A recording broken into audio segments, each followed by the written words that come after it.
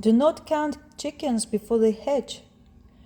That expression we all have heard so many times, and we know what it means, but we keep forgetting why we shouldn't be counting chickens before they hatch. And I'm sitting here not by accident, not just to show you these beautiful eggs from our chickens and talk about the farm and nature and the excitement of the new life. That's an allegory. So chicken, egg, and the chicken side of the egg, the embryo is a symbol of a new life, and it's a symbol of a wish which is brooding inside of that egg. So what happens? I start lifting that lid all the time, trying to check on the egg and the chickens, how they're growing, maybe like crack it a little bit, making sure that the embryo is developing, trying to see how big the chicken is. So do you think the embryos are going to survive? I doubt so. So when we set an intention for the wish to be fulfilled, we should not have doubts, but also when the victory is so close, it's difficult to keep your mouth shut, to be quiet and silent, because it's so exciting, because you see the victory so close. So we are in the rush to tell somebody, like your friend, your spouse, even your children, anybody, about what's about to happen and how wonderful your life is going to be, how great that project's going to be, how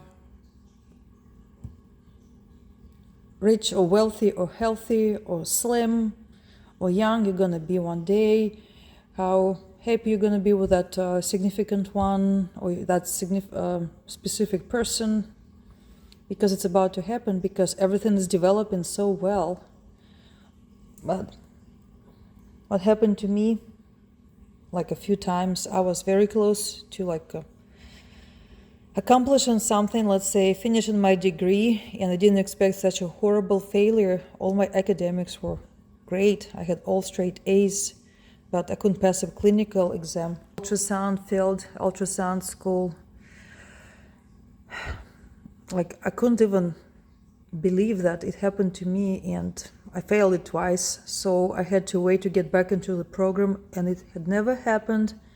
And my intent was to be independent and work, earn my own money, and save up for the retirement when I get older. So they never accepted me back into that ultrasound school. So I pursued a different career and different education. Have you seen those eggs spinning? So they spin every hour for 18 days, and then the chicks start hatching.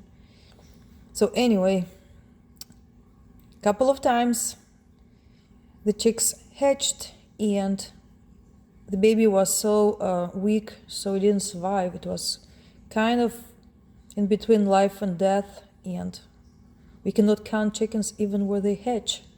You want to make sure that they hatch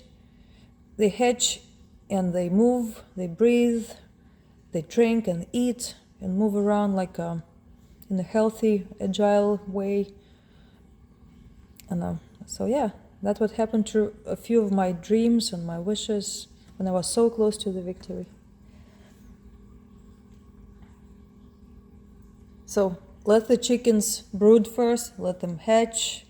Do not peck on the eggs.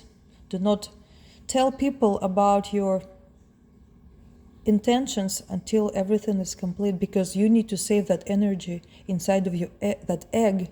The egg is an allegory or metaphor, and I'm talking about that energy which grows inside of you, inside of the universe, and that energy you'll be able to use to finish and complete that wish to 100%, not 99.99, when the chance of failure is still there. So yeah, sometimes you think you jinx your jinx yourself when you tell people about something which is about to happen, like a new job offer. You think it's in your pocket and you tell somebody because you're so joyful and people support you. But even if they support you and they're 100% sincere and loving, it's still wasting your energy. So your brain thinks that it's already done, and the universe coincides with that end. Doesn't send more energy in order to accumulate more power and force to propel that, like a ether, whatever you call it, like air, to solidify the particles, to make that wave a real particle, which we know happens where there's an observer effect comes into the game.